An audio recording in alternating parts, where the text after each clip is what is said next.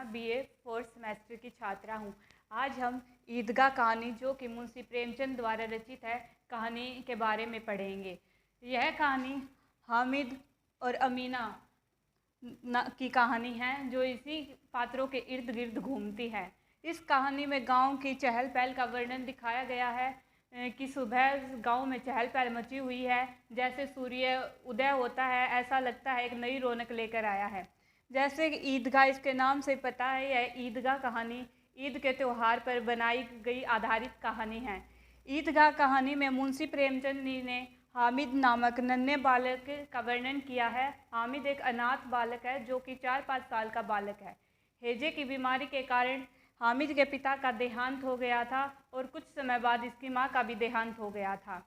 इसकी बूढ़ी दादी अमीना हामिद का पालन पोषण करती है। आज बहुत ईद का त्यौहार आया है और हामिद की दादी अमीना अपने बच्चे हामिद के लिए सेवैया बनाना चाहती है, लेकिन उसके पास आर्थिक तंगी के कारण वह गांव से उसे सामान मांग कर लाना पड़ेगा जिससे वो सेवैयों को तैयार करेगी।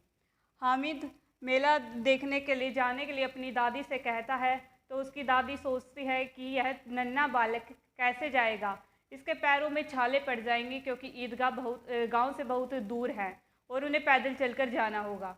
गांव में चहल पहल है, लोग ईदगाह जाने के लिए निकलते हैं। तो हामिद भी अपने दोस्तों नूरे सम्मी के साथ ईदगाह का मेला देखने के लिए चल पड़ता है।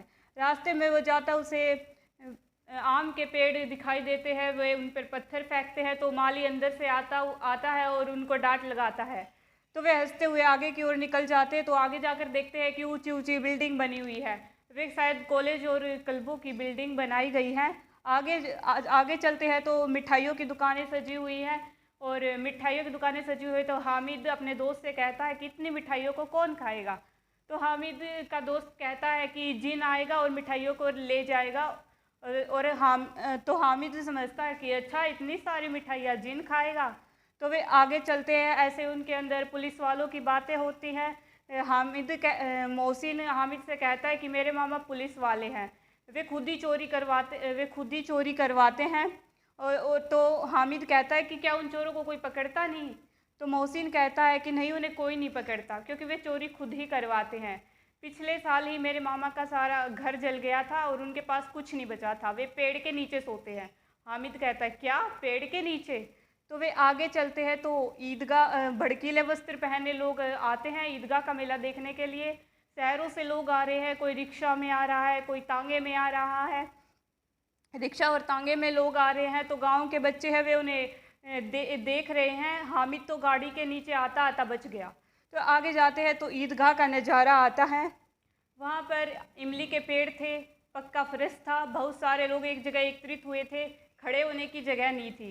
मोहसिन, हामिद, नूरे ये भी पीछे जाके लाइन में खड़े हो जाते हैं और जैसे ही नमाज शुरू होती है तो एक साथ सिर झुकते हैं और सिर ऊपर उठते हैं। ऐसा लगता है जैसे कि लाखों बत्तियाँ एक साथ बुझ रही हो और ऊपर उठ रही हो। यह नज़ारा जब नमाज ख़त्म होती है तो लोग आपस में गले मिलते हैं और नमाज अंत होती है। इसके बाद वे मिठाइयों की दुकानों पर, खिलौनों की दुकानों पर टूट पड़ते हैं। हामिद का दोस्त नूरे सम्मीन झूलों पर जाकर बैठ जाते हैं। मोहसिन कहता है कि देखो ये झूला बहुत ऊपर तक ले जाएगा, लेकिन हामिद नहीं जाता क्योंकि हामिद के पास 3 ही पैसे होते हैं। हामिद दूर खड़ा हुआ उन्हें देख रहा है और मोहसिन, नूरे सम्मी हामिद को चिढ़ा रहे हैं। इसके बाद आगे चलते हैं तो मिठाइयों की दुकान है। नूरे है वो रेवड़ियाँ खरीदता और गुलाब जामुन खरीदते हैं। तो नूरे हामिद से कहता है कि हामिद रेवड़ियाँ खाओगे। हामिद दूर खड़ा हुआ उन्हें देख रहा है। हामिद को पता है कि नूरे उसे रेवड़ियाँ देगा नहीं, परंतु फिर भी वह उसके पास जाता है और अपना हाथ आगे बढ़ाता है, लेकिन नूरे उसे झट से वापस करके अपने मुंह में रेवड़ियों को रख लेता है और उसे नहीं देता। तो आगे जाके चलते हैं तो वहाँ पर सोने के नकली गहनों की और लोहे की दुकान आती हैं। तो उसके सारे दोस्त तो आगे बढ़ जाता है, हामिद वहीं पर रुक जाता है। हामिद दुकानदार से पूछता है, वहाँ पर चिमटे रखे होते हैं, तो हामिद दुकानदार से पूछता है कि ये चिमटे कितने के हैं। तो उस दुकानदार कहता है कि ये 7 पैसे के हैं, लेकिन हामिद के पास केवल 3 ही पैसे होते हैं। तो हामिद कहता है कि ठीक ठीक लगाओ, तो कहता है 5 पैसे के ले लो। तो वह बिना कुछ वह कहता है कि मेरे पास तो 3 पैसे हैं, 3 पैसों में दोगे क्या चिमटा? यह कहकर वह आगे बढ़ जाता है ताकि जो दुकानदार है उसे भला बुरा ना कहे, लेकिन दुकानदार उसे भला बुरा नहीं कहता बल्कि उसे वापस बुला लेता है और उसे चिमटा दे देता है। हामिद चिमटे को कंधे पर रखता है और अपने दोस्तों के पास जाकर इस चिमटे को दिखाता है। जैसे कि इस चित्र में दिखाया गया, हामिद अपने दोस्तों नूरे और मोहसिन को चिमटा दिखा रहा है। चिमटा दिखाता है तो मोहसिन कहता है, अरे हामिद तू ये क्या ले आया है, तो इसका क्या करेगा?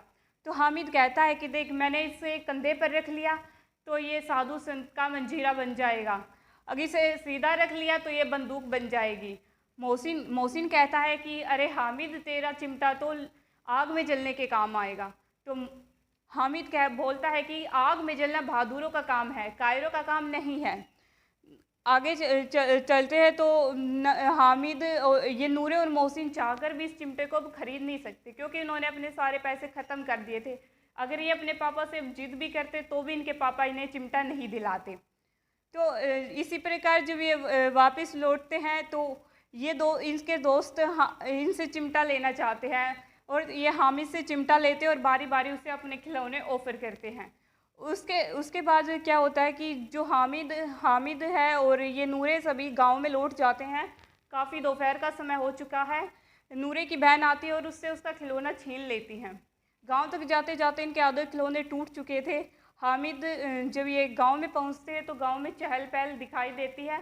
सब लोग कहते हैं ईदगाह में जो मेला देखने लोग गए थे वो वापस आ गए हैं।